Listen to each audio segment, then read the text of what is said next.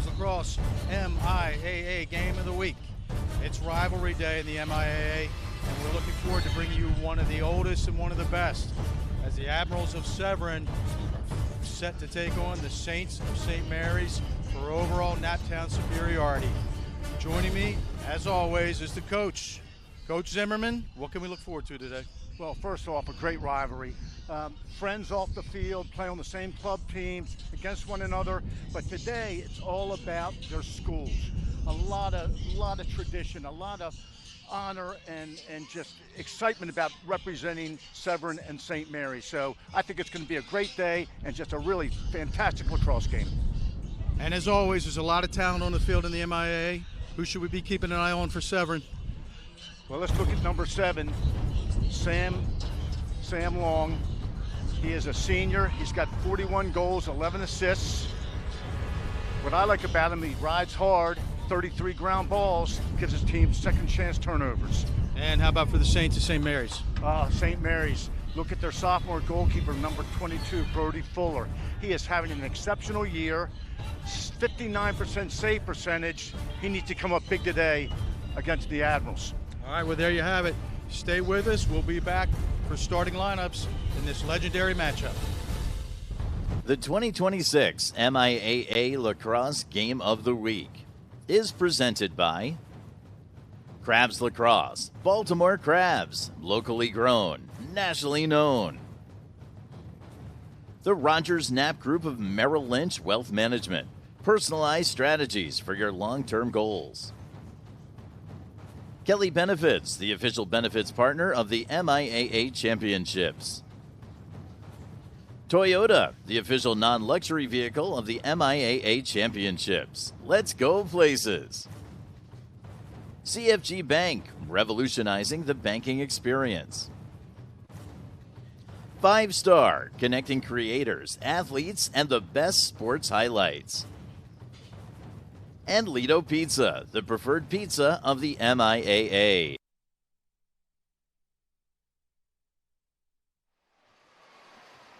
All right, good afternoon, and we're almost set for face-off here at Pascal Field. And we're going to start, though, with the starting lineups brought to us by Toyota. Coach, how about Severn? Well, they got a dynamite attack. They have a total of 118 goals. Midfield unit, 81 goals. Real strong senior defense, and goalkeeper Eli Wilkins, he's coming in at 50% in save percentages. So, solid team all the way through. Yeah, no doubt. And how about for the Saints of St. Mary's? Well, the Saints, again, a very strong attack unit, 98 goals between number 7, 9, and 24. First midfield, they're solid. Expect them to rotate 4 middies into that position. Strong senior defense in front of Brody Fuller, the terrific sophomore goalkeeper. So we have mentioned a number of times that this is rivalry day. What that means is the rivals within the MIA typically play on the last day of the season before playoffs. And it is here, Coach, and the stands reflect it. Oh, we got a packed house. It's a beautiful day to play. The stands are full. People are parked across the way. And just a great atmosphere with a terrific rivalry. Yeah, it really is. We talked about the field a little bit before the game. It's a little bit different that it's situated within a community, but it really provides a different environment as people from the community come here to support. But as you notice, there's cars lined up. You may not see it on the broadcast, but trust us, there's cars lined up behind each bench. And we are going to get ready to go with this pivotal matchup in the MIAA. These schools are only 8 miles apart, and like we said in the open, everybody kind of knows one another. So, toss that out the window. Today, you got the white team, you got the maroon team, Severn, St. Mary's. A lot of pride in both programs, in both institutions. Should be a fantastic lacrosse game. Yeah, that it should. And we're going to get ready here for our initial face-off, which, as always, is brought to us by the Rogers Knapp Group of Merrill Lynch. Very appreciative of them and the support they give us each and every year. And, Coach, what can you tell us about the matchup at the X? Well, for Severn, it looks like J.J. Frankel, the junior, is going to take the draw. He's committed to Dickinson's. He's at 46%. And for St. Mary's, the sophomore, Evan Wilhoit, number 0, 26%, but he's really a defensive midi who's been really put into this role. He's accepted it and is just a terrific player. The wings are going to play a big part in today's game. All right, Coach, here we go. I'm locked in and I'm ready. I hope you are too. If you don't know, Severn will be in maroon, and they're going to be heading from right to left, and they win the initial draw, and they're set to clear as we're just getting started in rivalry day in the MIAA.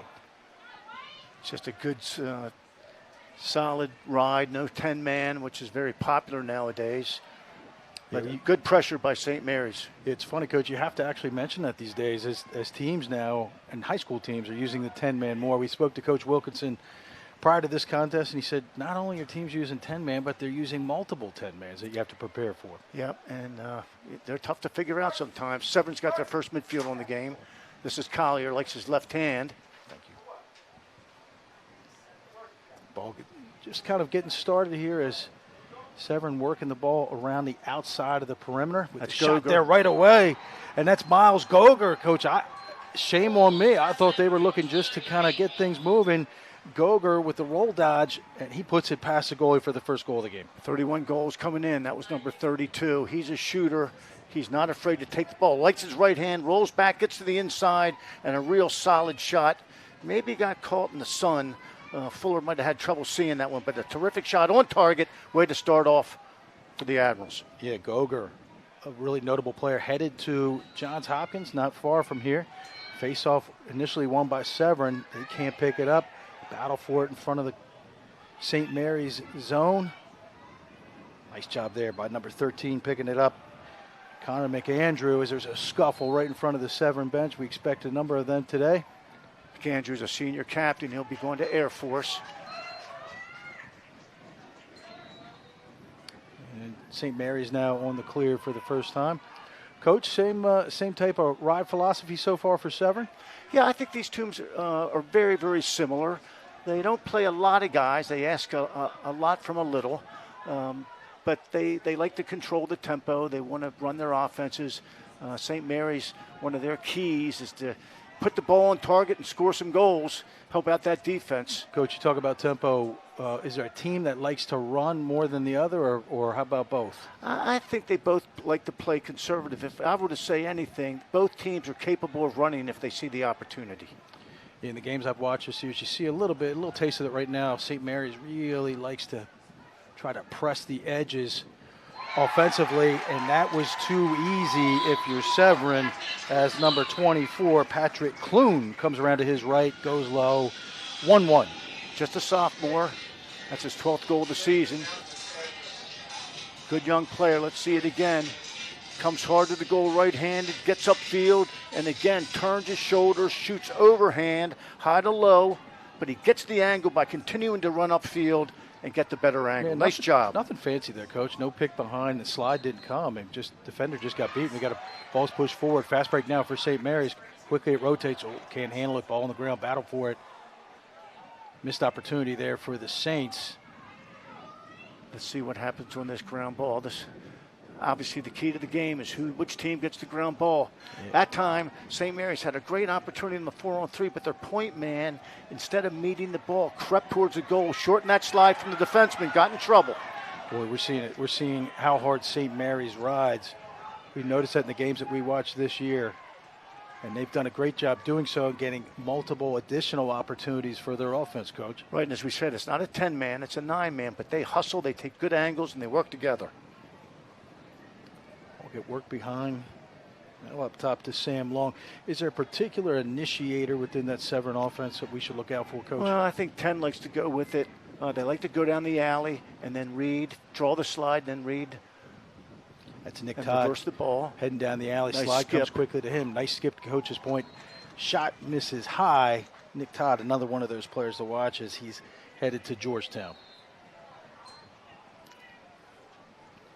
Gerger starts with it behind, gets a pick. Now they get a switch on that, so you got a short stick on Gerger. Let's see if they opt to take advantage of that. They do, as he comes hard to his right.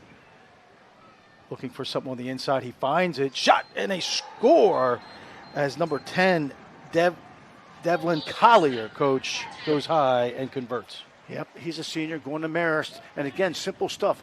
The big little, which is a term used when an attackman and a short stick go behind the goal. They get the matchup they like, and just a real good skip pass outside. Good hard shot on target. Well, as you see, Coach, to your point, as he comes around to that point right there, the defense slides too far in. They're worried about him. Opens it up top. Well, when the ball's behind, the defense has to turn their back on the out front, and that sets up your shooters.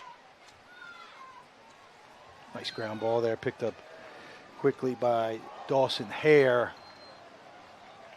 And Severn's going to maintain possession. Reset the shot clock on that one. Good point, Coach. We're going to get a fresh 60. As we got that first line coming back out again for the Admirals. Coach, what about depth? Does each team play a lot offensively, or is it very limited? I think you're going to see mix and match from both teams at the midfield. Well, you see Todd there, throws an errant pass. You can tell Todd has great feet and speed. Errant pass there as he was trying to find long cross field, clearing opportunity for the Saints as the goaltender was this close to stepping back into the crease. Good clear by the Saints. Just finding the open man. Yeah, to your point, clearing game so far pretty clean for both teams as we're just underway here at Pascal Field, home of St. Mary's Athletics. And we got a good one today. It's rivalry day as the Admirals have traveled not very far, Coach, to take on their rival, the Saints of St. Mary's. They got number 8, Henry Dion, who's been playing attack. Now he's playing midfield. He's got 19 goals, 13 assists for the season. He'll be going to Tampa. He's a dangerous player, likes his left hand. Ball moves quickly behind. Round to the right. Nothing there. Skips it top side. To you just mentioned Dion. Dion pass inside. Looks like it got tipped, Coach. And I guess you would count that as a save. Either way, St. Mary's now in a clearing situation as the attack just pulls back to the midfield line. Easy clear for Jack Fowler. Maybe a little bit more patience on offense on that possession by the Saints. They kind of shot the ball early. You don't want to look for your first shot. You want to work for that best shot. Well, to me, Coach, you can tell, like, there's a couple players for Severn that you have to pay a lot of attention to. One would be Severn Long, and the other one would be Goger, number 23. And so far, to me, it seems like they're giving the defense not fits, but they're causing problems. As Schneewin goes hard to the cage, nice save there, but I thought initially picked up by Long, but it's not. Back to St. Mary's, hard ride, possession back to He's got to hustle back into the goal. There's no privilege for a goalkeeper outside of the crease. Flanagan has it now. He starts with it. He gets top side, puts a shoulder down, keeps coming hard to his right. Double comes, triple comes, ball on the turf, but there's going to be a call, and I think they're going to have a timeout, Coach, to Severn, and that it is, and they're going to maintain possession as we're just underway here with a good one with Severn on top of St. Mary's 2-1. Come back to us shortly.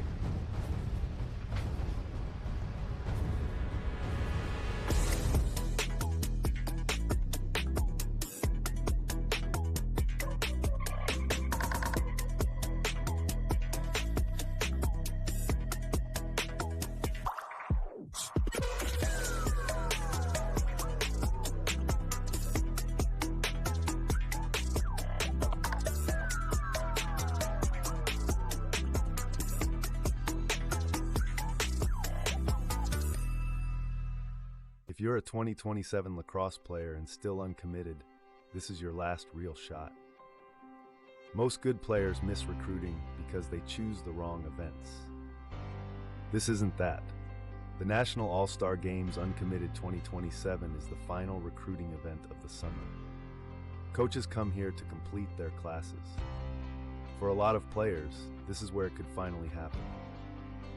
If you're serious about playing in college, apply now. All right, welcome back, everybody. We're at Pascal Field, the home of St. Mary's Athletics. And, Coach, we had just what we thought we had. We have a tight one to start. Severn on top 2-1. Yep, a very controlled pace right now by both teams. Haven't seen a lot of opportunities for counterattack transition. They will come, though. Let's see if they take advantage. To me, it feels like, as I said a little bit earlier, Long and Goger are causing the defense for St. Mary's to slide early, as we see great ground ball there. But Miscue may result in possession back to Severn, being battled for in the St. Mary's zone. Nice job there as Long picks it up. He's being double teamed right now. Heavy pressure being given there by Connor McAndrew, and those two are going to see each other in the future, as one going to Air Force and one going to the Naval Academy. Yep, nice matchup there. Both very, very good athletes, dedicated, work as hard as anybody on the team, and what an opportunity to go to the United States Naval Academy. That was Gaddy. Gaddy came down the left-hand side. That time the defense did not slough in as much, so good adjustment by the Saints. I thought he might pass. He does not. Easy save there by Brody Fuller as he was in great position. Again, both teams dropping back on the ride. A little bit of pressure by the attack, but what they want to do is get their offensive personnel off the field, get their defensive personnel on the field, and settle down and play 6-on-6 defense. And this is Chase Overton, who's going to start this possession for St. Mary's. Gets a pick, comes down the right-hand alley. Substitution taking place at the midfield line. Shot and a nice save there as the shot goes high to high. And quick transition for the Saints. They're not going to be able to push it to their advantage. They're going to give it to Long, and now we're going to start some substitutions. Again, an early shot in the possession by St. Mary's. I think maybe better off trying to hold the ball, move it around, and look for that high-quality shot. I think that's a great point, Coach. You never know, but these games, a little bit more intensity may cause Oh, there's no doubt about it. I mean, look, these are high school players. High school players. They play a very high level of lacrosse, but they're high school kids. And kids are kids, and this is all part of the game. Nice save there as Fuller goes low, but possession stays with Severn. Gerger's going to start with it behind. Severn, Coach, balanced scoring, a lot of different players, fairly senior laden, which meaning players that are playing are seniors, which is not customary in the MIA this year. Well, it's a good point. And with that senior status comes not only experience, but also leadership. Both coaches, talked about the importance of their seniors being great leaders, and both teams do have great leaders, and that's such a key element in building any team. All right, come back to us shortly. We got a good one here. Severn on top, 2-1. In Ocean City, Maryland, having fun is kind of our thing. I mean, look at these two. They're all about having fun. That's fun. This is fun. Whoa. Too much fun? Nah, no such thing. Because here, even leg day is fun. So head to the coast and, well, just coast. Pump up the volume, or just pump up the pool floaty. From the boardwalk to the bay, come discover somewhere to smile about. All right, we're back, and Coach, we're near the end here of the season. And with that, we're going to have to take a look at standings, because after this, we move into the playoffs. Well, the top 6 teams are all set. Coward Halls right now is number 1. And today, some things could change, but I think we'll find out, by the end of the day what they look like. But, I think the key in this game is the winner will have to travel to Loyola. The loser will travel to Loyola, and the winner will travel to Spalding. Neither place, neither team, an easy one to play, but to your point, only 6 make it, so it's a privilege to get in. Takes a lot of hard work and dedication. Boy, it really does. As you see, Severn now, this has really been the case for most of the first quarter.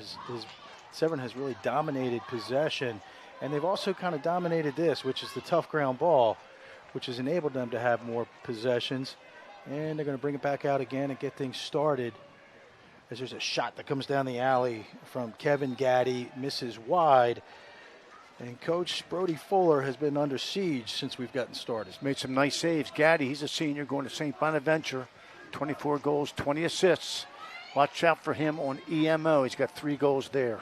Gerger's going to start with behind. They've been initiating a lot from him lately. Ball goes back up top. Shot wide, misses the cage from Kevin Gaddy, and Severn's going to maintain possession. Nice job by number 13 in white, Connor McAndrew. Got his stick into the gloves, get a piece of the gloves, control the shooter.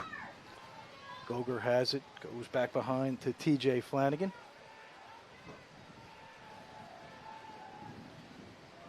This is Gavin Gerger. He's going to invert behind. Coach, inverting probably because he's been getting the short stick? I think so. And then, again, the defense is quick to slide and recover, which is good. But it does turn their backs to the outside shooters, and Severn can wing it. Nice save there. Well, that was a fantastic save. That was an old-school overhand trying to go between the 5-hole. Fuller saw it late, but the most important thing is he saw it. He's got quick hands. Boy, tough hit in front of the Severn bench. Yeah, I'm surprised he didn't throw a flag on that one. Yeah, I'm surprised they didn't either. But, again, Severn has just been dominating possession as we're almost down to the 2-minute mark here in the first quarter. And talking to Will Dalton, he said that Fuller, having a great season, he has been making the saves he should make, and also some unbelievable saves. We just saw one there. Yeah, that we did. Fuller has been giving teams fits all year as Kevin Gaddy starts with it. Goes to his left, does not use the pick. It goes back up top. Oh, boy, nice save there again by Fuller. But, Coach, I would say it's nice save, but not a difficult one, as I'm sure Gavin Gerger wish he had that one back. Yeah, he could have taken a few more steps, and then he shot it high to high. Normally inside, you want your players, when you're one-on-one with the goalie, fake high, shoot low. That goalie's going to overreact high while he's recovering, put the ball in the net. Yeah, St. Mary's on possession, and they need a possession as they've been playing a lot of defense in this first quarter. And we're going to get things started here with Henry Dion. St. Mary's a little bit different, though, Coach, is not as senior-laden as Severn. No, they are not. Oh, shot coming around the cage. Shot, oh, they hit the post as Connor Gale was wide open. Maybe one too many fakes. Maybe he was surprised he was overly open. Either way, possession back to the Admirals. I always wondered why they painted the pipes orange, because you tend to find the orange stuff. But anyhow, took his time, got to the perfect position on the crease. Little fake, but he faked low and shot high. Again, I think you're better off faking high, getting that goalie to go up, and now before he can recover, just shoot it low to net. Doesn't have to be perfect. Yeah, St. Mary's hasn't had a lot of possessions, but they've had a lot of great opportunities. But right now, Eli Wilkins has just been more up to task than they have. Collier. Both goalies are playing well. Yeah, they are. Collier's going to hold it. I think Severn's going to hold it for the last possession as we're now under 20. Collier backing his way up near the end line. And sticking his left. Here he goes as he comes around to the left. Head up, looking on the inside. Way up high. Nice handle. Beautiful handle there. Shot. Oh, and a goal! We had a couple great things there, Coach, as you had a great catch there by Todd, and then he was able to convert and go between the 5-hole with 4.6 left to go. Nick Todd, the junior, going to Georgetown. Number one, what a tremendous handle, all right? And number two, knows his time on the clock, gets his left hand, which he wants, and just does a tremendous job of just sneaking one by Fuller. Yeah, Todd. Big goal for the Admirals. Yeah, that it is. Todd climbs the ladder. A couple missed opportunities for St. Mary's, has them in a 2-goal deficit, as this will most likely be the last face-off in the first period. Both teams battle for it, and that's how it's going to end. As we go to break, Coach, is it kind of going the way you thought, or are you surprised? No surprises here. It's a good lacrosse game. That's what we were hoping to see, expecting to see. And, there's a lot of lacrosse left. Yeah, that it is. As you see a shot and a goal there. Please stay with us. We got a good one here at Pascal Field.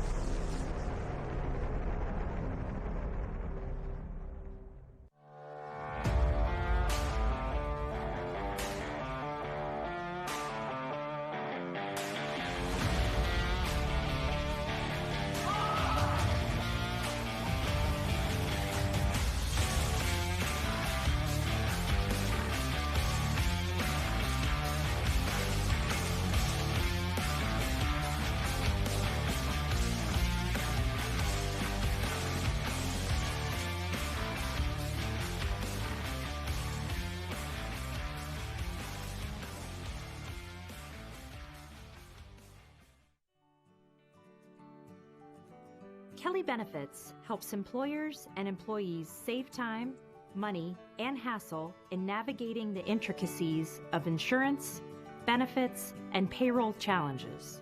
Kelly Benefits is pleased to be a sponsor of the MIAA Championships.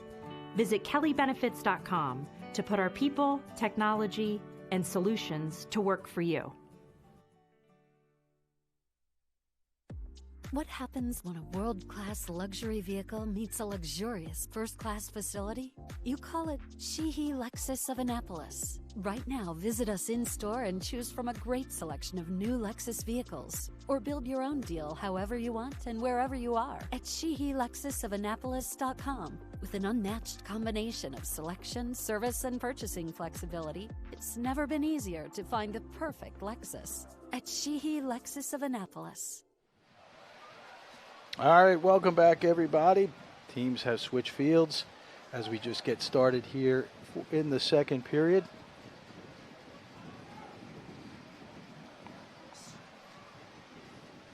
And Coach, as we're waiting for this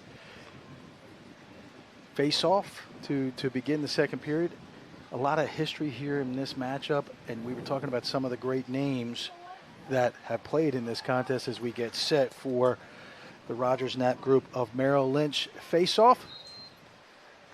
Yep, there's some great players that have played for both these schools. When I think of Severn, I think of Josh Sims, the great midfielder, and Pete Eldridge, who scored the winning goal in the 1972 NCAA championship. And then for the Saints, gosh, so many: Eddie Mullen, Joe Devlin, Mike Burnett, Andy Smith, Danny Andrews, just so many good players that represent both of these institutions. Yeah, they really have, and the names go on. And Coach, there's a number 15, Callan Marchant. His dad played at Severn, and then also was a great player at Johns Hopkins, right? I should have mentioned him. And again, there's so many, and again, both these coaches are out there trying to bring the alumni together. They have strong alumni groups, bring them together, support each and every team, and help these players that are here to now playing who have this opportunity to know who played before them, and I think that's very important. Yeah, as we see a shot go wide there, the player that we mentioned from Hopkins is Milford Marchant, whose son Callan is a senior short stick D midi for the Admirals. Just underway here in the second period. Severn on top 3-1. St. Mary's, though, maintains possession as we're down now under 15 on the shot clock. This is Jackson Henry with the ball, number 28. We're going to see a shot here. Back up top it goes. Shot high, misses the cage. And 2 seconds left, and looks like St. Mary's is probably just going to dump that, and Severn is going to have an opportunity to clear. I mentioned number 28 in white, Jackson Henry. He's just a freshman, but he's been coming on, and Coach Dalton's putting him on the field, obviously in a big play, big game situation. Yeah, Jackson here, you're right. He is a freshman. It's rare for freshmen to make varsity rosters in the MIAA. It's also extremely rare that they play a lot. And he's done so quite a bit this year, as Severn now is getting set for their first possession here in the second quarter, as we see Devlin Collier start with it. He's going to initiate things from up top. 13 goals, 9 assists. Going to Marist. Back behind it goes Gavin Gerger. Comes around to his left. Inside it goes, nothing there for long. He pops it back out to Todd. Nice, crisp, quick ball movement for the Admirals. And just as I say that, Coach, as it always happens, the ball hits the turf, but picked up quickly by Todd, and he's going to initiate down the right-hand alley. Good, solid defense. It's such a luxury, Coach. I was just going to say, when you have individual players that can just manage possessions for you, sometimes referred to as alphas, as we see Todd get another one by Brody Fuller to put the Admirals up 4-1. Thought St. Mary's was playing pretty solid defense there, but again, just shoots the ball, maybe lulled Fuller to sleep a little bit. Maybe thought he was going to throw the ball out front, but Fuller seemed to have it. Just a perfect shot off hip. Well, it really is. Perfect shot. We're going to get a little old school on you, but a lot of the shots that we've seen from Severn have all been overhand, on cage, and to your point, that was just a perfect location. Tough save there for Fuller. Fundamentals is the key to any sport, and particularly, I believe, to lacrosse, the stick work, the decisions you make, ground balls. It's all about fundamentals, and I think one of the differences we're seeing, as you said, is Severn is shooting the ball on target, overhand, and it seems to me St. Mary's is kind of flinging the ball a little bit. Maybe need to settle down, take some speed off the shot, and focus more on accuracy. Second line in now for Severn is Flannery hits his run mate T.J. Flanagan coming out of the box. Flanagan hard down the left-hand side. Pass goes back to Long. Or to Schneidwin up top. He likes his left. Schneidwin pulls it back out, initiate. The ball goes behind now to initiate.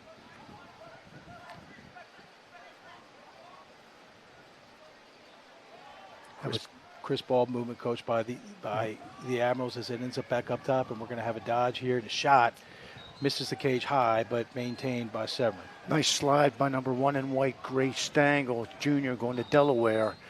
Again, well-timed, good angle, had his stick ready to poke. Coach, we had talked about Severn is more senior-laden this year. Do you think that has an impact on how they've started in this game, big rivalry game, more so than St. Mary's, who has great senior leadership, but maybe not as many players on the field? Well, I think that could be a factor, certainly. When it's all, experience goes a long way, and we talked about the leadership role, not only on the field, but, off season. One of the points that Coach Wilkinson made was he praised Jack Fowler, number 11, a short stick senior going to Gettysburg. Played every down on their football team, and yet during the fall voluntary weight sessions for the lacrosse program was there every day. Yeah. That's what you need. Flanagan starts with it. Errant pass inside. We had a little bit of players saying, was that intended for me? As Long looked at him as if to say, I wasn't sure that was coming to me. So rare unforced error by Severn here in the first half gives possession back to St. Mary's as they initiate coming down the alley. Wow, what a fantastic save by Wilkins. I thought that might be an easy conversion, but Coach, he's got quick hands and quick feet. He's got a really good first half going. Again, that time Dion, he had an opportunity. I think he could have kept going towards the top of the crease, bettered his angle, and again, the whole fake high, shoot low, it's been around forever, so it must have some truth to it. Stoppage of play here, Coach. Some players went off. Helfrich starts with it. And again, St. Mary's is going to clear easily. The ride has really not been a factor for either team yet today, Coach. No, Eli Wilkins, he's a senior going to York. He's at 50%. I love how he can handle the ball outside the goal. He understands the rides. He directs. He's a real field general. Speaking of field generals, Severn has it in the hands of Miles Goger, who's one of their generals, as he hits his line mate, Nick Todd. Impressive player, great speed. You'll see here on display, headed to Georgetown, takes a shot, misses the cage, but backed up nicely again by Severn. I don't say that lightly, Coach. They're doing a really nice job of being positioned for the backup to maintain possession after each shot. Well, you have to know your responsibility, where you are as far as your position on the field. An example, if you're a midfielder who ends up behind the goal, let's say through an invert, then you have to know that if there's a shot from out front, you got to back up the shot. McAndrew there, nice ground ball, brings it upfield, and he says, hey, I'm going to play a little offense. Look for me. I'm not sure they're going to, but either way, he's going to hang out here, maybe create a little 5-on-5 or maybe a substitution situation to create an advantage for St. Mary's. Well, I think that's the options. You either post your guy on the sideline and make the other team play 5-on-5, and that is more difficult, much more difficult than 6-on-6, by the way, or try to do a little midline sub ploy. Yeah, Overend takes it down the alley, misses the cage. Trying to take advantage of some offensive middies on the field for Severn. They weren't able to do so. Severn now has gotten their short stick D midi unit on to protect this next possession. Inside roll would have been open there. To me, Coach, St. Mary's is having a more difficult time winning their individual matchups, where Severn is gaining the opportunity off the dodge. Yeah, I was impressed with Severn's athleticism when I saw them play St. Paul's earlier in the season. Dodge from up top, back check nicely there.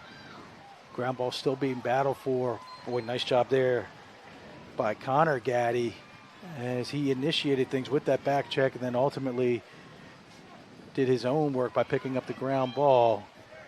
And possession now back to Severn. That's Fowler. We talked about him, Jack Fowler. 36 ground balls. You know, one of the toughest positions to play in lacrosse is short stick defensive midi. He's a good one. Yeah, that he is. And what a luxury for Severn is you have multiple players on the offensive end that not only have tenure but are also incredibly talented. As with that being said, they gave it to Nick Todd. Todd and Collier and Goger will be their first line for Severn on this possession. Yep, again, I think the other midi you'll see run with this group is number 1, Charlie Schneidwind. Severn coach seems to like to initiate. Well, they've done it both ways. The first quarter they initiated from behind. The second quarter they feels like they're more comfortable now trying to initiate from up top, either for a stretch play behind the cage or a pass behind to get someone's hands free. Looking on the inside, nothing there. Up top it goes to easy save there by Fuller. And St. Mary's is going to be able to clear and clear. They could have numbers if they push it. The Saints could have numbers here. Well, it looks like they don't heed your advice, Coach. They pull it back out, and they're going to try to get things settled. They need to get something going here as we're getting close to halftime. When you're struggling scoring 6-on-6, you got to take advantage of those odd man opportunities. That time the Saints had it and could have pushed it. You know, you don't have to shoot it, but at least explore. See what you might get. It's been interesting because neither team has run a lot today. There hasn't been a lot of opportunities to run. Mostly it's been 6-on-6. And I think 6-on-6 initially, I think that would favor St. Mary's, but they have yet to be able to take advantage of it, meaning that's the way St. Mary's would prefer to play. Well, St. Mary's, they've had their opportunities. They just have to improve their shooting angles and put their smart shots on target. Smart shots. Dodge momentarily to scrape the top now, back down the right-hand side. Double comes, making it very difficult as Wilkins gets it, steps over a player. He's going to try to do this on his own. Boy, great vision there as he gets out of trouble. And Severn, Coach, to your point, momentarily had numbers, but they're going to pull it back out, and looks like they are more than comfortable to just play at 6-on-6. Well, that was real good defense by Severn. Well, to me, it feels like that Severn defense is as they say, connected, right? That when St. Mary's does win a matchup, that slide comes and comes quickly, and the slide is well balanced, and it's been really, really difficult for St. Mary's and their big-time shooters to get their hands free. Right, they're playing as a team. You know, defense is 7 men: your goalkeeper, your defenseman, and your defensive middies. So they're playing together. You can see they're animated, they're communicating. St. Mary's has had the shots, but they're working awfully hard to get them.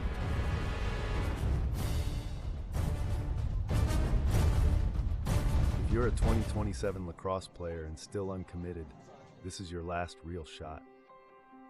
Most good players miss recruiting because they choose the wrong events. This isn't that. The National All-Star Games Uncommitted 2027 is the final recruiting event of the summer. Coaches come here to complete their classes. For a lot of players, this is where it could finally happen. If you're serious about playing in college, apply now. Kelly Benefits helps employers and employees save time, money, and hassle in navigating the intricacies of insurance, benefits, and payroll challenges. Kelly Benefits is pleased to be a sponsor of the MIAA Championships. Visit kellybenefits.com to put our people, technology, and solutions to work for you.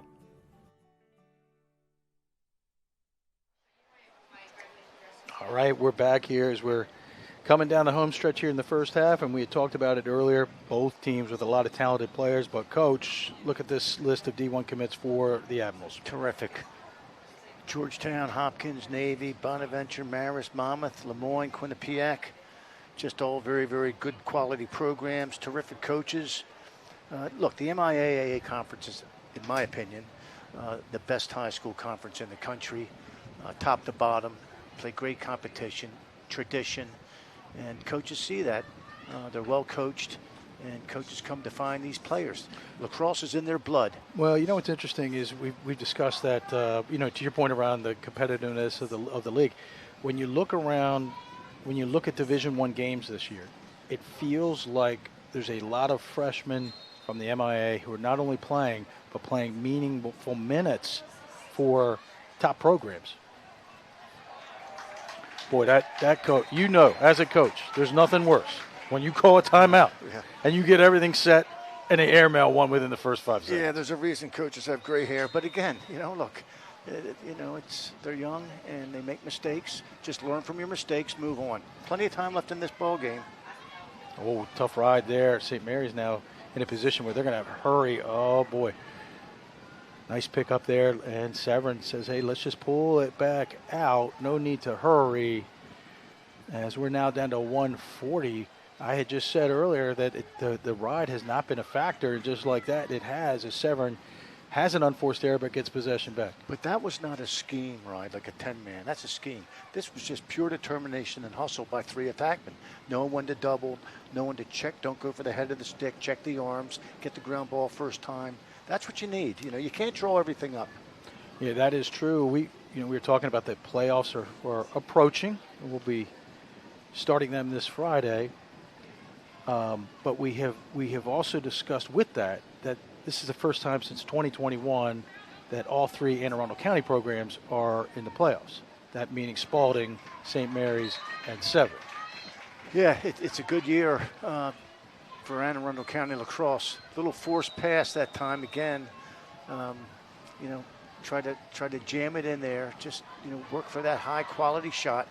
Adjustment made by St. Mary's, duly noted, as Dom Scally, who has great speed and quickness, decides he's just going to take it himself, and he's successful, as St. Mary's now is going to call a timeout to try to get on the board with just 39 seconds to go. Come back to us live for this final possession.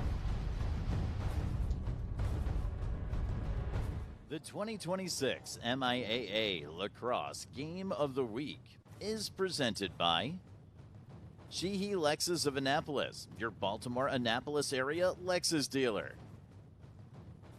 O2 Sports Insurance, the #1 sports insurance in the USA. The town of Ocean City, something to smile about.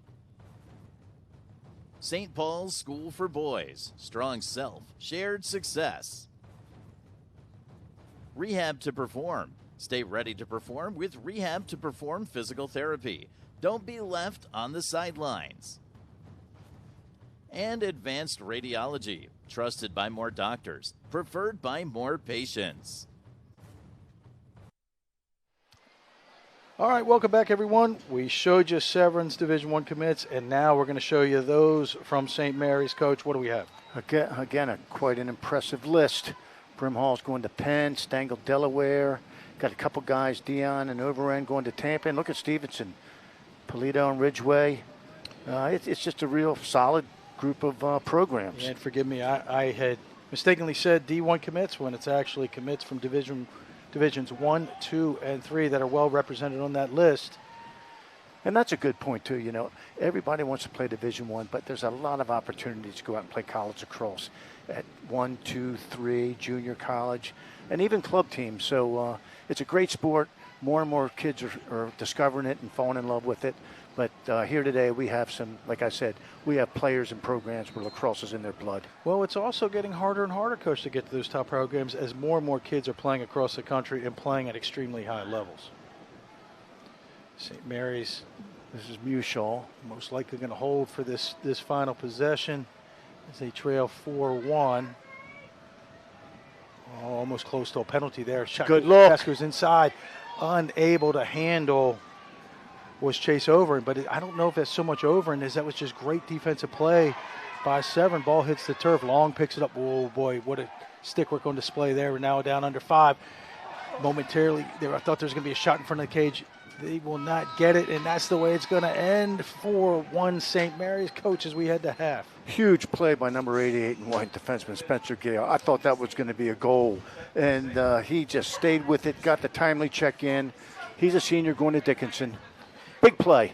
Big play and great action this whole first half. We'll bring you back for what we anticipate to be another great half of lacrosse in just one moment.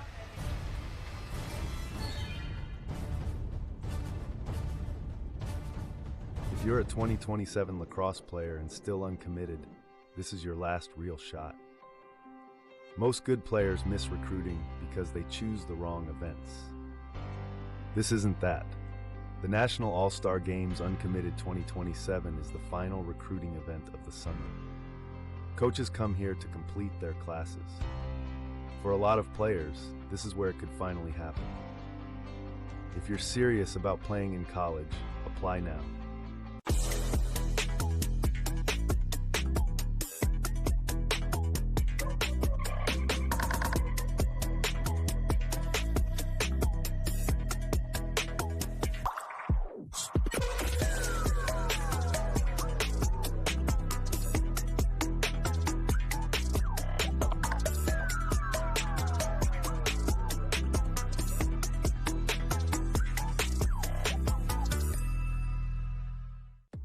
What happens when a world-class luxury vehicle meets a luxurious first-class facility?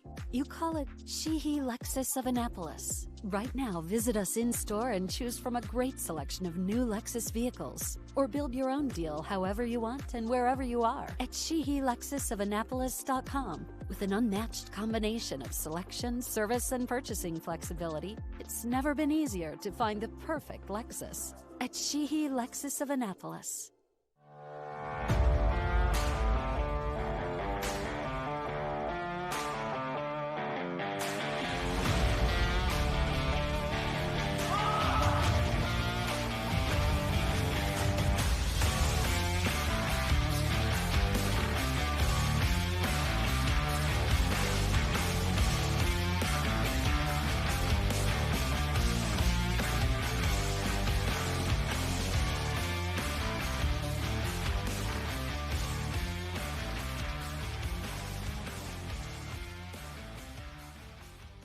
All right, I'm here with Costi, head athletic director at St. Mary's High School. Costi, thanks for having us. Thank you for being here. This is awesome.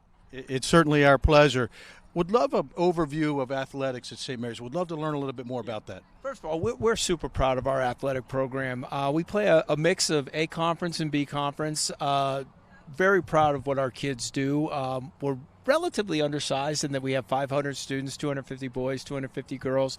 But we really feel like we compete at a really high level, and it's actually an honor to be in this conference in the sense that I think it's recognized really favorably throughout the state, and it's just something that, you know, historically we've been so proud of. We've had so many great athletes here over the years, and it is one part of the binding force here at St. Mary's as far as what we do in athletics. It's a great rallying point. As you can see, we play at a great little field, and it's just a heck of a lot of fun.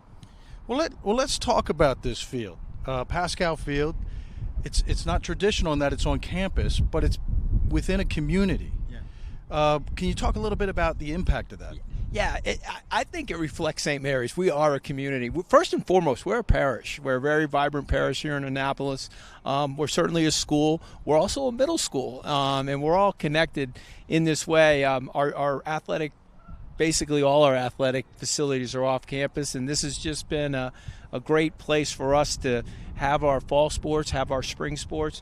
Not too many places have clubhouses the way we do. It's a great place to watch a game, and we feel very fortunate to have it. And it's a big part of our community. And if you look over my right shoulder, you can see our church, St. John Newman Parish Church, and that's one of our churches that our community goes to. So it fits. It's church, it's school, it's athletics. Absolutely. Looking forward to being here today. We'll be back with Costi, head athletic director at St. Mary's, in just one moment. In Ocean City, Maryland, having fun is kind of our thing. I mean, look at these two. They're all about having fun. That's fun. This is fun. Whoa. Too much fun? Nah, no such thing. Because here, even leg day is fun. So head to the coast and, well, just coast. Pump up the volume, or just pump up the pool floaty. From the boardwalk to the bay, come discover somewhere to smile about.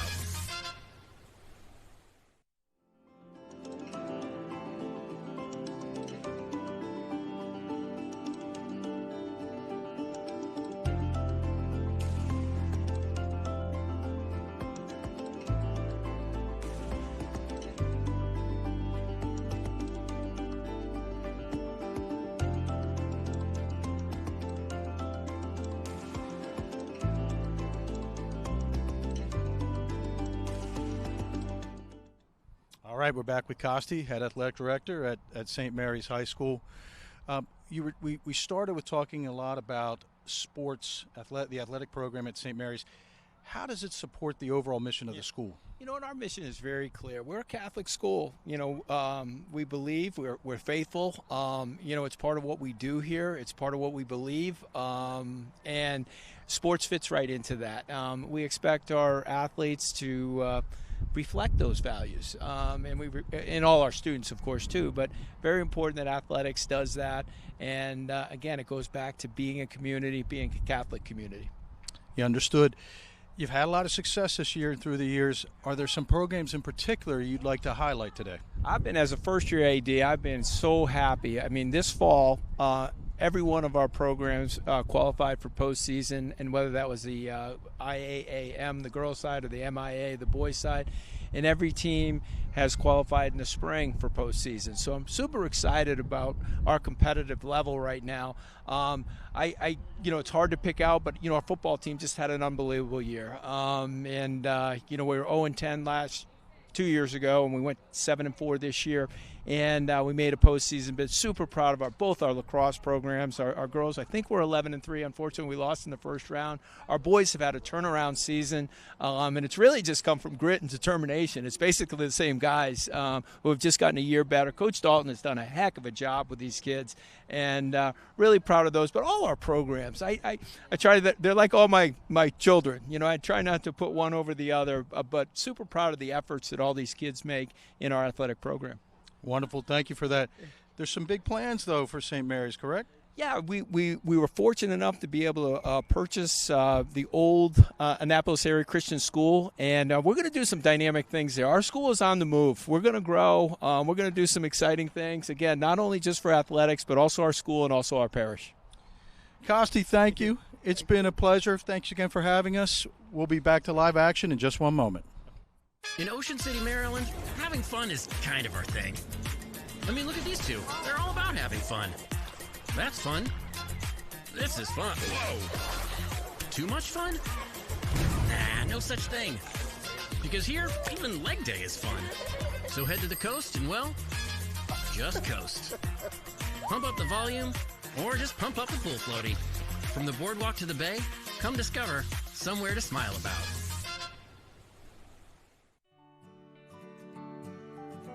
Kelly Benefits helps employers and employees save time, money, and hassle in navigating the intricacies of insurance, benefits, and payroll challenges. Kelly Benefits is pleased to be a sponsor of the MIAA Championships. Visit kellybenefits.com to put our people, technology, and solutions to work for you.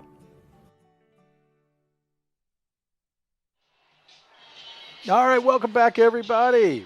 We're live here at Pascal Field at the St. Mary's Athletic Complex. We've had a good first half, dominated, though, primarily by Severn coaches. We look here at some of the highlights.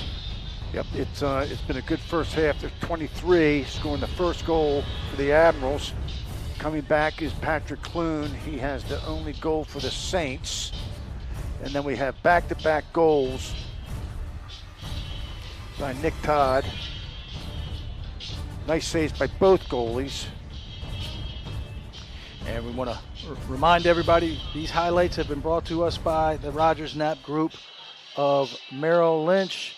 And Coach, now we're going to look at some statistics also brought to us by the Rogers Knapp Group of Merrill Lynch. Well, the statistics are very close. I mean, and 4-1, you might think that Severn's, got more impressive stats, but they're close, and I think the difference is, and we spoke about it, I think Severn's putting their shots on target, and St. Mary's is not. And I know that going into the game, Coach Dalton, one of the keys was get our guys in a position to score goals, but they have to finish it. Now, they can't do it for them. So hopefully, that message came through, and it'll be a great second half for both squads. And scores are starting to trickle in rivalry day. What do we got here, Coach? Calvert Hall, they beat Loyola 11-10, so they will be the #1 seed in the upcoming MIAA tournament. Yeah, I also found out today that St. Paul's has beaten BL, and I believe that's the first time in 13 years, as we have a shot right away off the face-off that's brought to us by the Rogers Knapp Group of Merrill Lynch. And, Coach, I'm not sure I've ever seen that. It looks like a ball was stuck in his equipment, and it didn't cross the goal line. Now, if he'd have backed up past the goal line, that would have been a goal. But that's the way to call it. Stop the game, give possession of the ball to the goalie, and, play on. Well, Coach, at that point, let's talk about a change, something different here that occurred at halftime. We have a new goaltender in for Severn. Yep, number 36, Chase Krukiel. He's a junior. He's got a 65% save percentage. He's going to Lemoyne, so he's a good one. All the goalies today, Chris, are left-handers. That's rare, and they're all good ones. I think we're talking about scores, Coach. I mentioned that St. Paul's had beaten BL in overtime today, and then I think Spalding beat Mount St. Joe, correct? Yep, by 1. So, this is it. You got the McDonough-Gilman score we still need to get, but right now we're focusing on the Admirals and the Saints. Boy, that is true. As now being initiated from behind is Severn. Oh, wow, what a great shot there by 14, Gavin Gerger.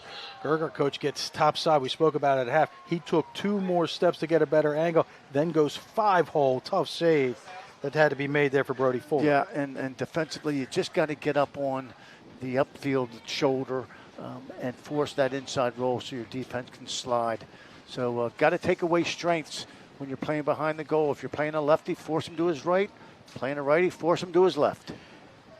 Severn is interesting in that they initiate from multiple spots on the field. It's not just one player from up top. It's not just somebody from behind. They're comfortable in doing it in multiple places, which can really be difficult for a defense. There's Fowler with the ground ball off the faceoff. We said the wings would be important. He had 36 ground balls for the year coming in. Coach, we were talking a little bit about all of the people that help us put on these broadcasts. And I want to mention Rudy over at Geno's Steaks. He supplies us with food when we do games here in Annapolis. You said you had some beforehand and it got you ready to go, huh? Yeah, just a little half of a little cheesesteak, but got me ready for the game, that's for sure. Yeah, that it did. We appreciate all of our sponsors and those that help bring these wonderful broadcasts to the lacrosse community for the best league in all the United States, as somehow, some way, Kevin Gaddy was able to make it through a mass of St. Mary's players, and Severn is still able to maintain possession, and this is the way it ended in the first half, and that's the way it's getting started in the second half. Yeah, Gaddy ran through pretty much the whole defense. It's amazing how hard it is to get the ball out of a player's stick nowadays. In the old days, that ball would have been on the ground, but take advantage of the equipment. Skip pass up top, unable to handle that is Devin Collier. Well, at halftime, we like to talk a little bit about the game, and we just have been so impressed with the offensive talent for Severn. We mentioned that they have a more senior group, and let's say senior versus sophomore, that's a 2-year difference, and not only experience, but physically a senior is more developed, and so that does give you an advantage. On that last play, I really have been impressed with the long stick Gray Stangl, #1. For St. Mary's. He's a junior. He does all the little things well. Not flashy, just gets the job done. Nice defensive stand, though, by St. Mary's to get possession back, but then an unforced error on the clear, as to me it looked like Chase Overn was trying to do too much on his own, and that's going to lead to a turnover and possession back to Severn. Well, you know, it's the old stick with the game plan. If you get behind, you're not going to get 4 goals at once. So you got to be patient. You got to make good, smart plays, get ground balls, don't turn the ball over, and chip away at the lead. And St. Mary's is going to try to do that as they come down the middle of the field. And Stephen Gardner gets on the inside. Looked like he was going to take a shot. He opts not to and pulls it back out. St. Mary's now with a much-needed possession. That's Mushaw with the ball. As they now trail by 4. As we're just getting underway here in the second period. And you see a wonderful dodge and score by James Brimhall. And that might be what the Saints need to get started, Coach. James Brimhall, that was a big goal for the Saints. He's a junior. 30th goal of the season, going to Penn. But this is what has to happen. Again, just a very good dip dodge, feels the pressure over his head, tucks his stick and finishes high to low. It's all about the fundamentals. Big goal for the Saints. Yeah, Coach, I mean, I'd love to emphasize the fact that he didn't stop after that hitch move. He kept going down the middle of the field. He knew he was going to get hit. He takes the pressure and then converts. And not only does St. Mary's score, but now they win the face-off. Looks like a little momentum heading back towards their side.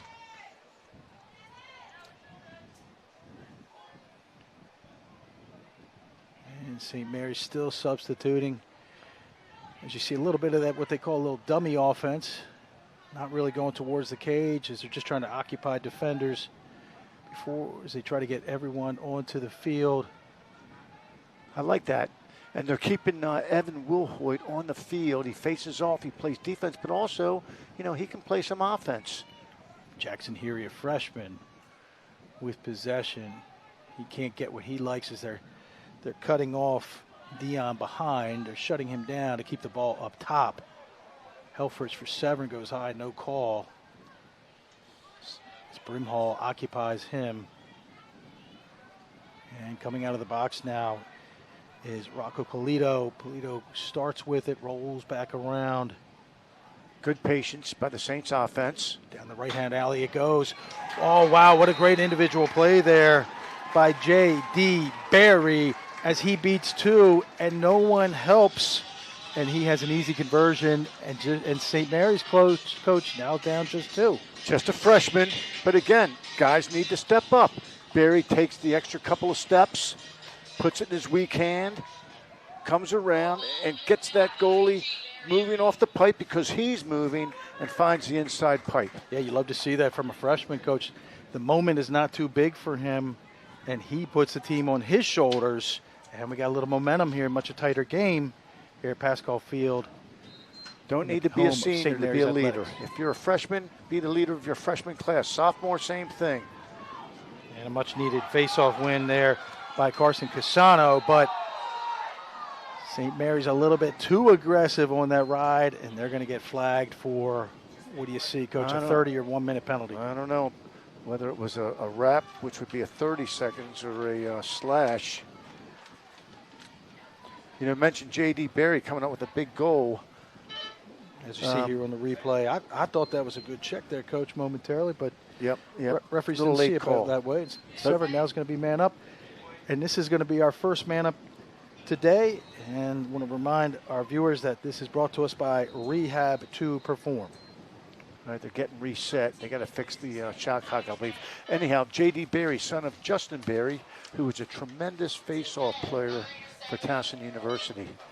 Isn't it interesting is, you know, with these teams that a lot of times the parent has also gone to the school or played in the conference, and their son is also having that same experience. Right. Well, you know, again, there are a lot of legacies in the sport of lacrosse. You know, not only 2 generations, 3 and 4 generations. It's a great game.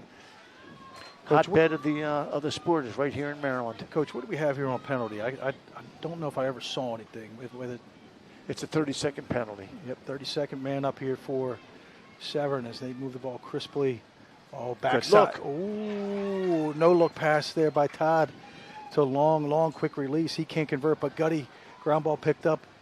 Ball moving quickly as we're going to be even here in just another 5 seconds. Oh, maybe a little bit too greedy there with that crossfield pass. Went to the well once too often. Yeah, that they did now in St. Mary's. He could go all the This is way gonna be here. A one-on-one here. Oh, wow. That's tough, Coach, because it's a hustle play, but it's probably not the smart play. But they're making up for it here with a great ride. And picked up quickly there. And now Severn is going to have numbers, Coach. So they're going to have a 5-on-3 momentarily. Oh, nice great face dodge. Shot and a score by Jack Fowler. And he's going to get the penalty as he hits the turf. And that's why they call it the fastest game on 2 feet. Boy, it goes from one end to the other quickly. Recognizing a 5-on-3 fast break. Nice job by Fowler with the face dodge. Again, a defensive midi, but this is an opportunity to Severn for running, and they took advantage of it. Well, it starts with Gardner for St. Mary's trying to make a play. Number 16 tries to do a little bit too much. Severn knocks the ball to the turf. They go back in transition and score, as we see Fowler still on the turf. And please come back after this break. Severn 6-3. In Ocean City, Maryland, having fun is kind of our thing. I mean, look at these two. They're all about having fun. That's fun. This is fun. Whoa. Too much fun? Nah, no such thing. Because here, even leg day is fun. So head to the coast and, well, just coast. Pump up the volume, or just pump up the pool floaty. From the boardwalk to the bay, come discover somewhere to smile about.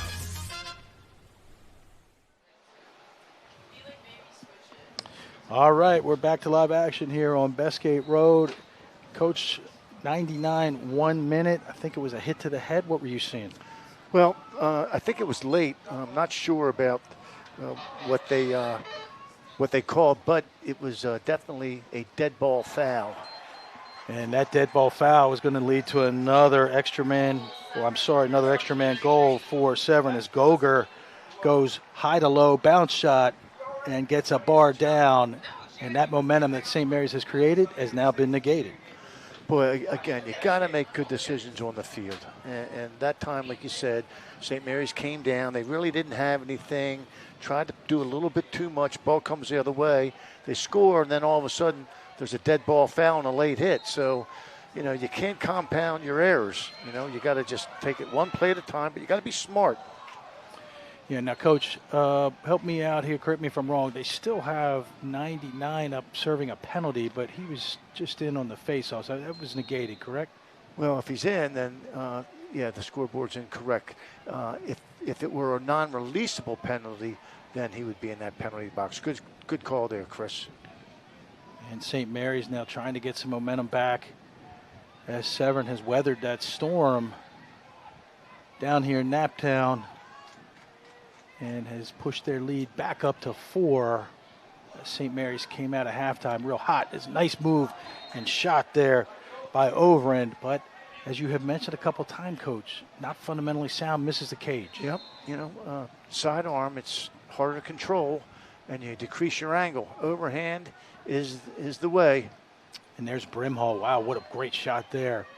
Left hand as he goes high to low. I think that one hit the post, but you get a glimpse there of why he's considered one of the best attackmen in the league. Well, he needs to step up a little bit more. They need to get him the ball somehow, maybe set picks for him, because he does have a good overhand shot. Yeah, I think that's a great point, Coach. There you see some great defense by number 9, Connor Gaddy. He's done a nice job today on ball defending and also ground balls. Now that's an over and back, and the reason it's an over and back is even though I wasn't sure whether the ball crossed the midline, you can't use your foot to kick the ball back on sides. It's got to be a flick with your stick. Yeah, Dawson Hare there missed a easy ground ball that gives possession back to St. Mary's. He tried to make up for it with a series of checks. He was unable to, and Overend is going to start with it once again. But you bring up a great point. They have to, St. Mary's somehow has to figure out how to get their scorers involved as they do there. Oh, great save initially as Chase Crucchio goes low, but he can't get that one. And what a fantastic individual effort by Chase Overend. Chase Severn, senior, going to Tampa. That's what you need. You know, he's down on the field. He's scrapping. Ball ends up close to his stick, and he puts it in the goal. You know, it's not pretty. It ain't pretty, Coach, but that doesn't matter because they find the back of the net. As we're getting ready to go to break, come back to us shortly.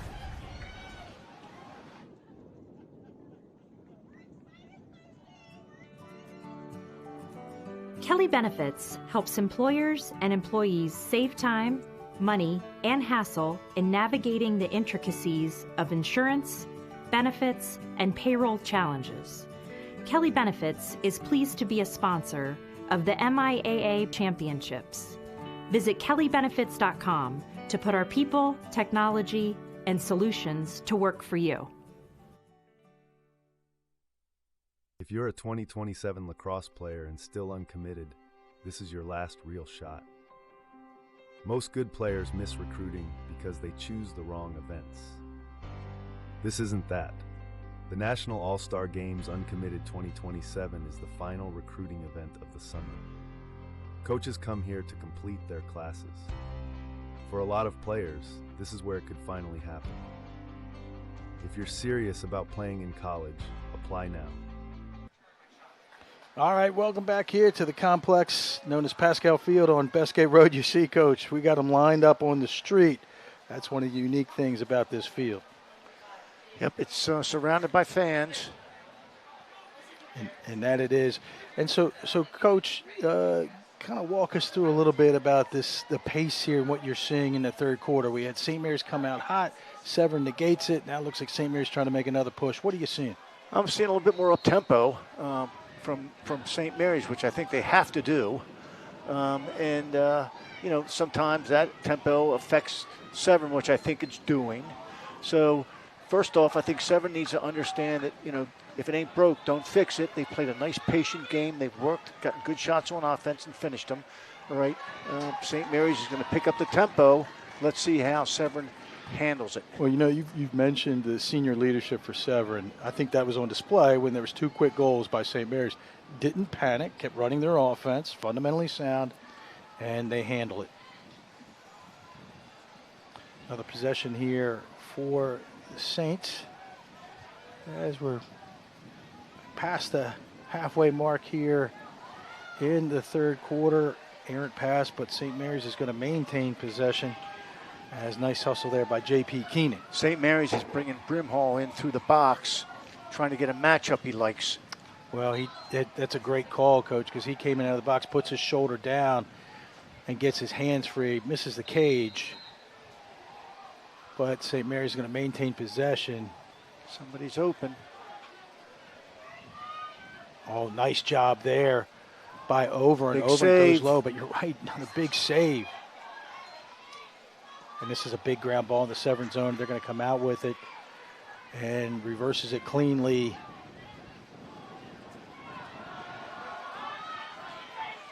Oh, big hit Good there hit. on the sidelines. Good clean hit. Wow, big hit, and the bodies That's are a starting push. to fly here, Coach. As Jack Fowler literally went into the table like a WWE match. And St. Mary's is going to come back with possession, and we just got word it's rivalry day. McDonough, Gilman, overtime, 11-11. That's what today's all about. Boy, now it'd be nice if the Saints could really put together a nice possession and get a goal off that turnover. That was a legal hit, a good clean hit. Got the team going. Yeah, Krukio maybe trying to do a little bit too much. Errant pass, big hit on the sideline, gives possession back to St. Mary's. As you're definitely not going to go down without a fight. But to me, right there, Coach, they're going to get called for a push, but that's just a good example of St. Mary's just has not been able to win that individual matchup, and they can't really get the defense spinning, as you see here in the replay. I'd like to see 8 somehow get a switch to a short stick and go. I think he's dangerous left hand with the ball. And there's Fowler again, laying the lumber, so to speak, on J.P. Keenan. Now down under 2 minutes. And here's Over, and who does a lot of work for St. Mary's, and that work is going to result in an extra man opportunity for the Saints, a much needed extra man opportunity as they trail 7-4. Yep, this is a big one. It'll be a 30-second penalty, so they'll have up to 30 seconds to try to, work the ball around and get a high-quality shot. Severn, really aggressive defense, and probably a little bit too aggressive here as we get set for this next rehab to perform extra man opportunity. And as Coach mentioned, it's going to be 30 for St. Mary's. St. Mary's in a 3-3. Severn looks like they're playing a 5-man rotation, so no one's directly responsible for the crease man. A lot of times you'll find the crease man open against this defense. And back up top, it goes to over. Coach, they've used a lot of time without getting a really good look as we're down to 5. And here's that look on the inside. Over and tries to get his hands free. He can't.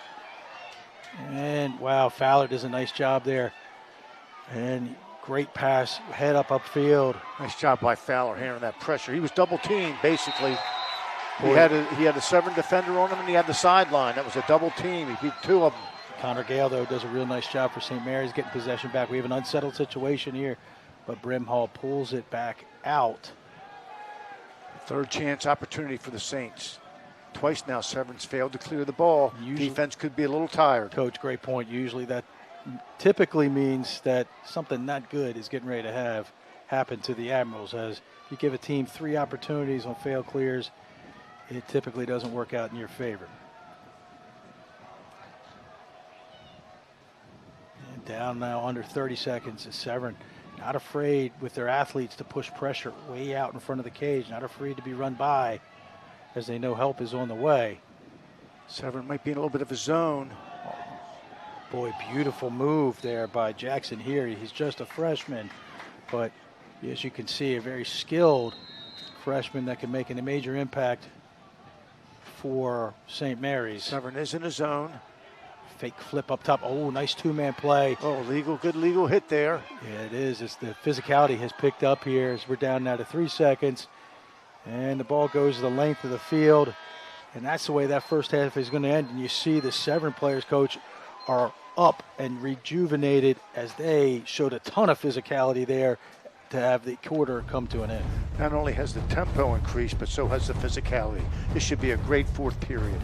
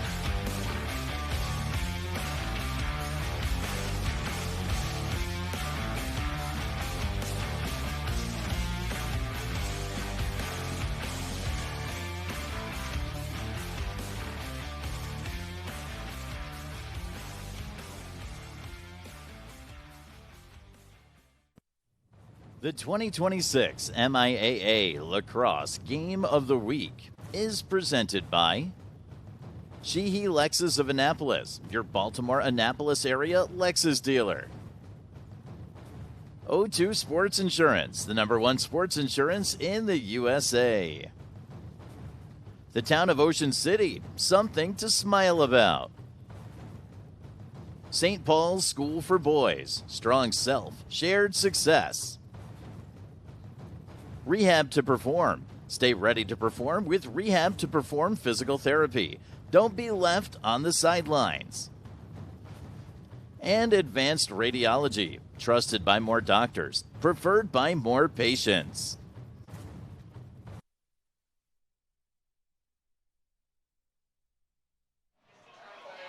All right, welcome back to the fourth quarter of the Severn St. Mary's game as we get ready for this faceoff brought to us by the Rogers Knapp Group of Merrill Lynch. And Coach, you said, hey, this is a big fourth quarter. I'm assuming you mean for St. Mary's. Well, I think for both teams, it's St. Mary's obviously has to build a comeback, and Severn has to hold a lead. But stay aggressive. Both teams need to stick to the game plan. More sense of urgency out of St. Mary's. And for Severn, Coach, since they have the lead, probably a deliberate approach, but not passive, I would assume. No, and you see that happen. Sometimes teams take the air out of the ball too soon, get away from what got them the lead, and all of a sudden the tides turn. So stick with the game plan, play your game, add them up after 60 minutes, or in this case, 48. Sam Long has it. He gets topside. He doesn't get the switch that he's looking for the short stick. Now it's Collier. Collier looking on the inside. He opts, though, to take it back behind to Gerger. Wow, and a hard shot there, but one that really doesn't put too much pressure on Fuller. But this pressure provided by Goger does. But St. Mary's is going to get out of it cleanly. That's Mushaw with the ball. He's done a nice job in the clearing situation. Knows the game. Dad played at Navy. And as we see, McDonough comes out on top in overtime, 12-11. With that win, Coach, they now clinch the second seed in the upcoming MIAA playoffs. Well, things are starting to unfold. Yeah, that they are. So, looks like the top two, well, we know the top two now are going to be Calvert Hall and McDonough, and it looks like initially all roads are going to go through them to make it to the MIAA championship, which, of course, will be brought to us or brought to everyone by this broadcast from the Legendary Sports Group.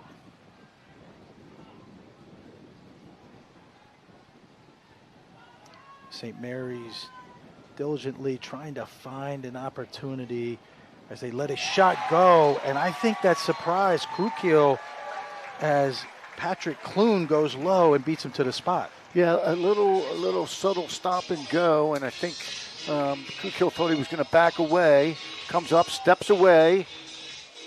Collier, does it again. Yeah, way too much room that time. Maybe Collier looks a little tired. Like right there, it looks like he's kind of done with the possession. Clune senses that, and he goes low. St. Mary's hanging in there, only down 2 now. Yep, Collier, he's used to playing offense. They called him on defense, and nice job by Clune taking advantage of that mismatch. Boy, great job there with pressure being applied by Dom Scally on that ground ball. But it's not going to result, at least initially, in St. Mary's getting possession. That's going to be battle for. Good circle. That's good fundamental lacrosse right there. Didn't try to run through people. Circle, protected his stick, found the open man. Yeah, little things make the big difference. You're right, Coach. That's McAndrew headed to the Air Force Academy, makes that good decision. And St. Mary's now hanging around, and just like that, a lot of time on the clock, only down by 2. I think the momentum has shifted. I would agree with you, Coach, and here we go. Our drive down the alley doesn't result really in anything other than getting position for initiating the offense behind the cage. Back to Mushaw. The St. Mary's players, Coach, seem to love the physical nature of dodging. Like they love to put their shoulder down, in my opinion. They're tough kids, a lot of times it depends on your speed. If you have a lot of speed, you don't need to get your shoulder in anybody. You just want to blow by them. If maybe you lack a little speed, then get into them and be a counter puncher. Conversely, Jack Fowler, number 11 for Severn, the short stick, looks like he loves the physicality as well.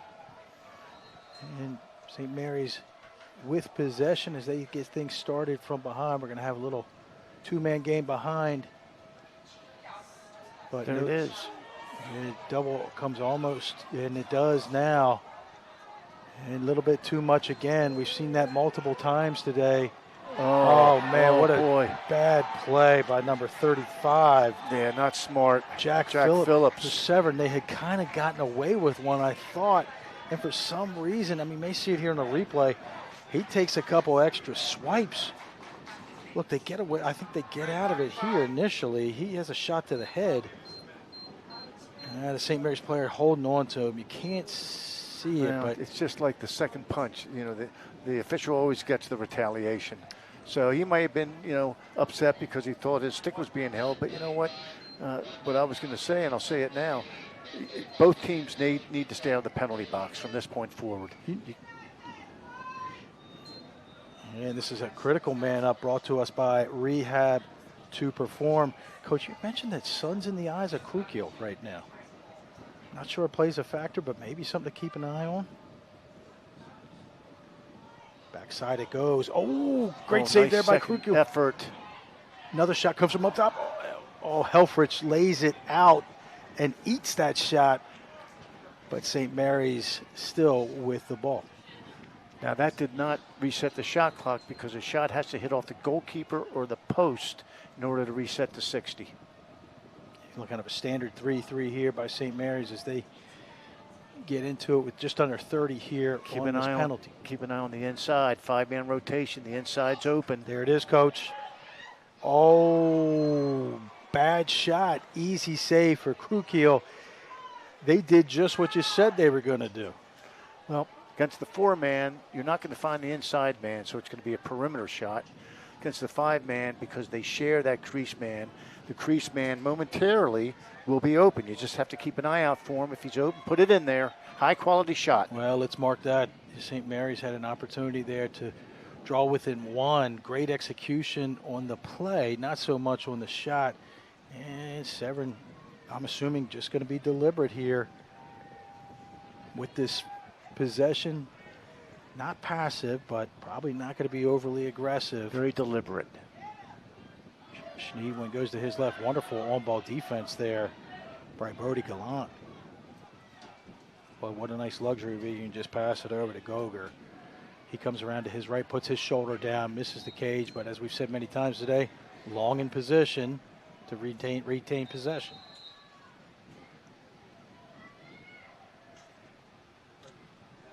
St. Mary's playing good, solid defense. Not throwing a lot of checks. Do you like that, Coach? Not a lot of checks? Right. You play defense with your feet and your legs, not your stick. Errant pass on the inside, though. Goger picks it up. He's not afraid, Coach, to get his money's worth with shots, that's for sure. Yep, he likes to shoot the ball. Never met a shot he didn't like. All right, now, St. Mary's, let's finish it off the defensive stand. Another good defensive stand for the Saints. They did their job. Now let's see if they can clear the ball and bring it down and get a high-quality shot at the other end. Yeah, particularly important after they were unable to convert on that man up. As you see, Gallant now is just going to do the punt return on it by himself. Nice job there as he throws it over to his line mate, and great work heading to the box. I tell you, they're bringing Musho in every time now on offense.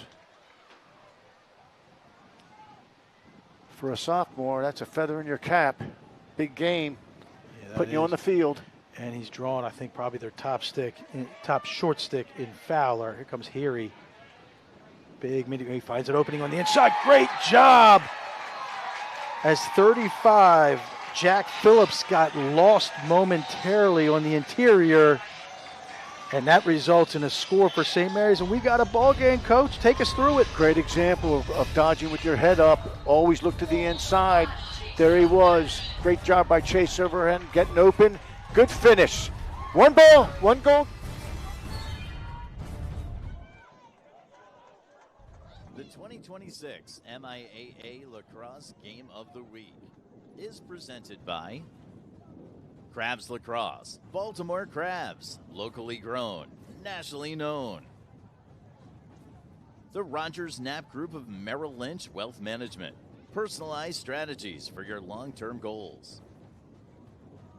Kelly Benefits, the official benefits partner of the MIAA Championships. Toyota, the official non-luxury vehicle of the MIAA Championships. Let's go places. CFG Bank, revolutionizing the banking experience. 5-Star, connecting creators, athletes, and the best sports highlights. And Lido Pizza, the preferred pizza of the MIAA.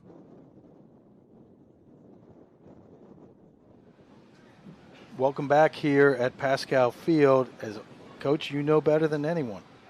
team just kind of hangs around and hangs around. If you don't put them away, they get right back in it. As you see, we have some upcoming broadcasts coming up.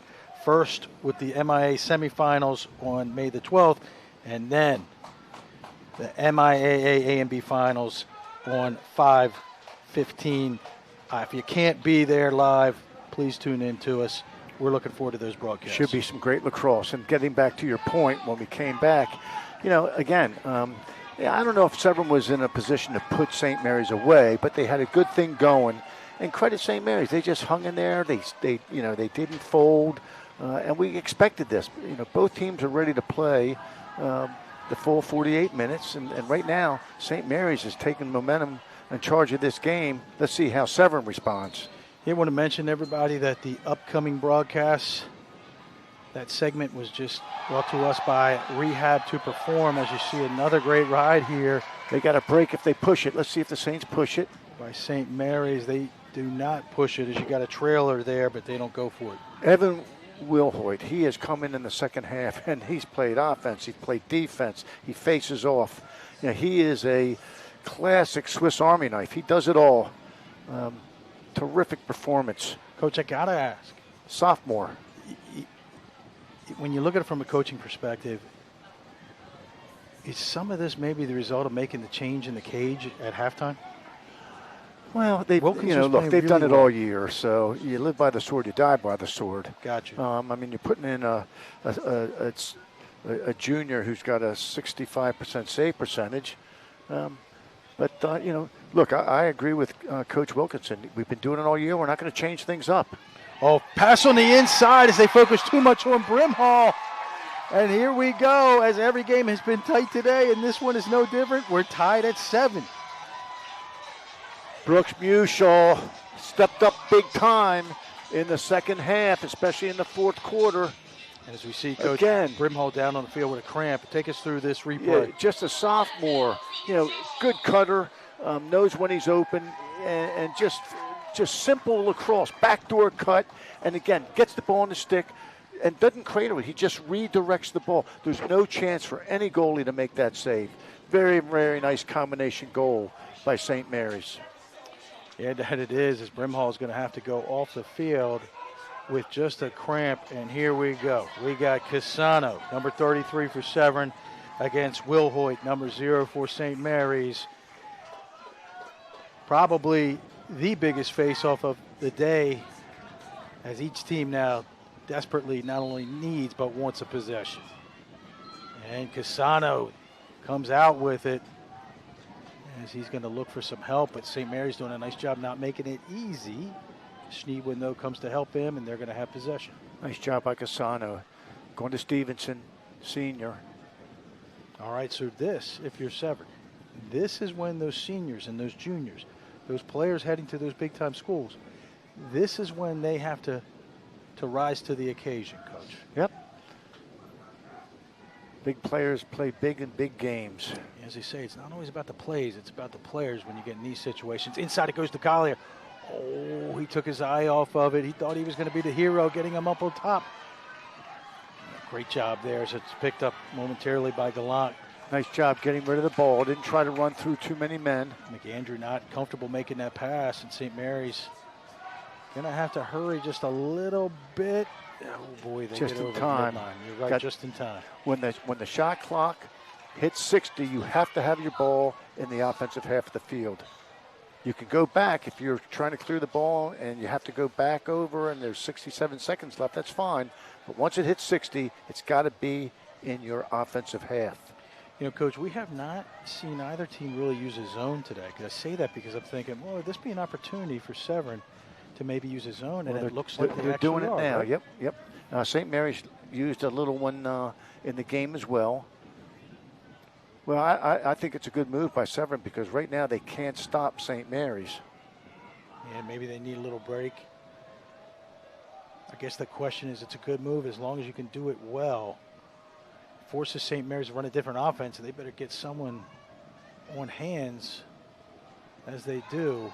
And we're now down under 10, so mission accomplished so far. St. Mary's really hasn't initiated towards the cage. Oh, boy, Coach. Wasted possession there. Nice call by Coach Wilkinson, and it gives St. Mary's fits. Well, yeah, I think, you have a certain amount of time to try to figure it out, but then you got to attack the goal. Oh, wow. And just like that, one good play leads to a... If I'm Coach Dalton, I call a timeout here. And it looks like he is. See, that's why you are the coach, because you sensed it. And that's exactly what they did. Please don't go away. Come back. We're tied at 7.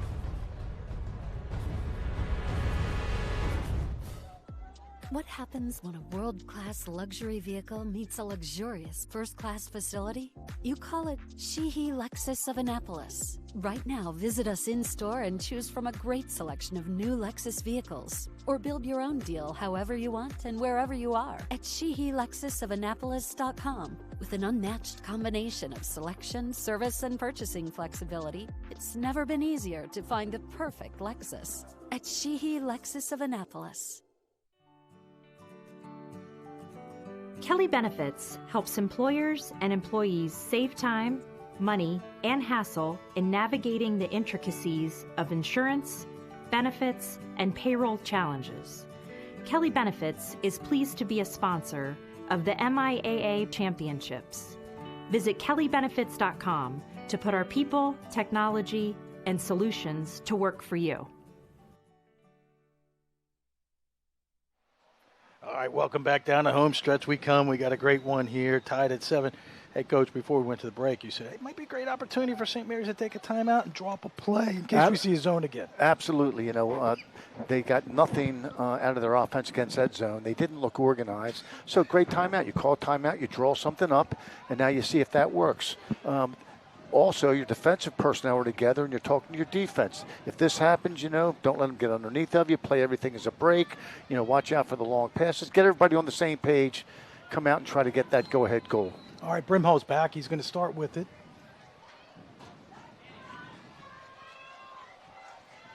And Severn coach shifts out of that zone back into man-to-man. That's a good ploy, a good counter by Coach Wilkinson, He knew why they were going to call the timeout.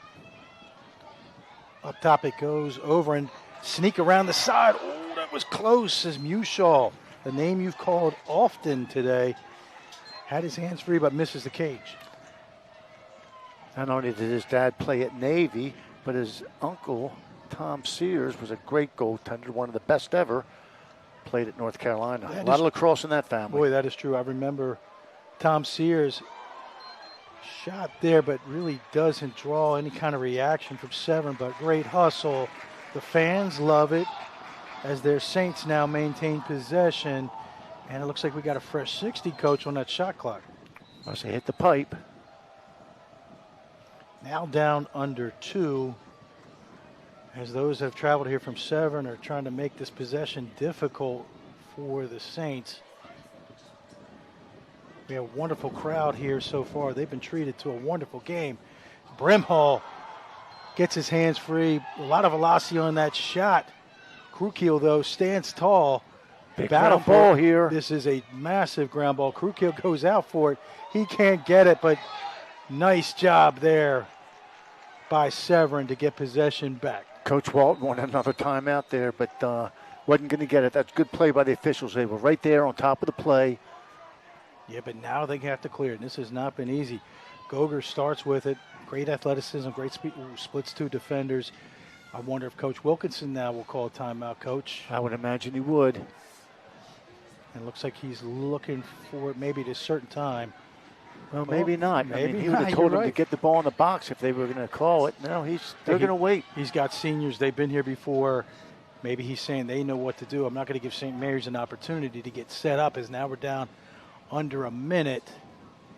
Coach Wilkinson spent 13 years at Marist, so he's coached at the Division I level. Loves it here at Severn. Says it completely fills his and his family cup. And his coaching staff was with him at Marist.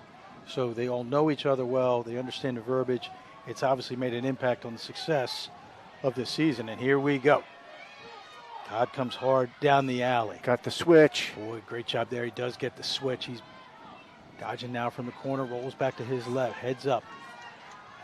Keeps him, nice defense there by St. Mary's. Great job. Todd's just going to hold on to it. Lets it go. Scores!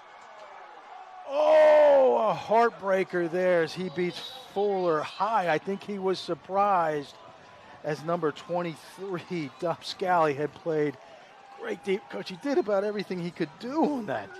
Absolutely. You know, good one-on-one defense, challenged multiple times. Look at this, but Coach. again, Todd, he is just persistent. He's strong. He gets his left hand free, and that's an excellent shot on the quick turnaround. It is, because he goes offside high, coming around, and now we have a massive face-off of yours for both teams here, but particularly for St. Mary's. They need to win it and push it forward.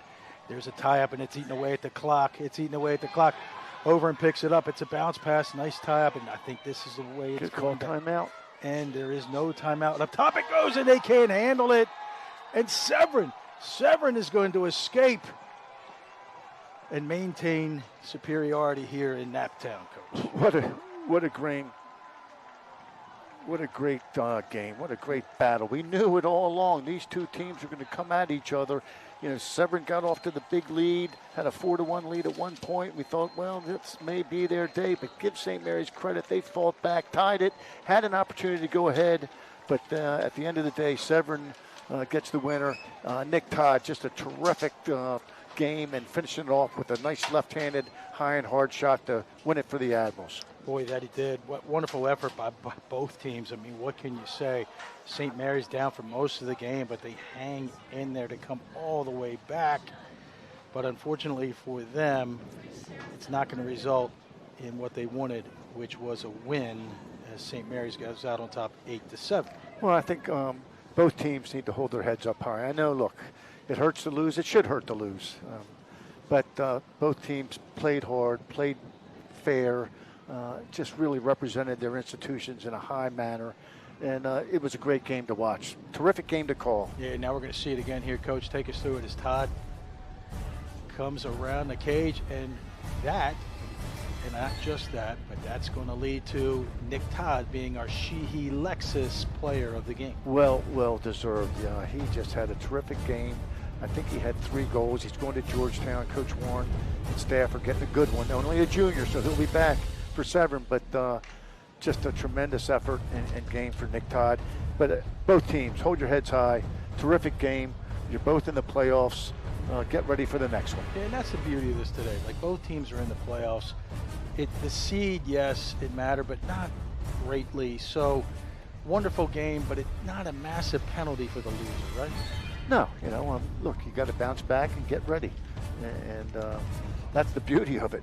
You know, you play on a Tuesday and you're playing again on Friday, and you got, you know, you don't have a lot of time to prepare for your opponent, so you just got to make sure you're doing what you're doing well as best as you can, be on the same page, and get after it. All right. Join us again on Tuesday as we're going to bring you the semifinals. And before we leave, as you see the upcoming broadcast here brought to us by Rehab to Perform, big shout out to Mark Fratto and Lisa Lohman and the rest of the crew that brings us these wonderful broadcasts. Have a good night, everybody.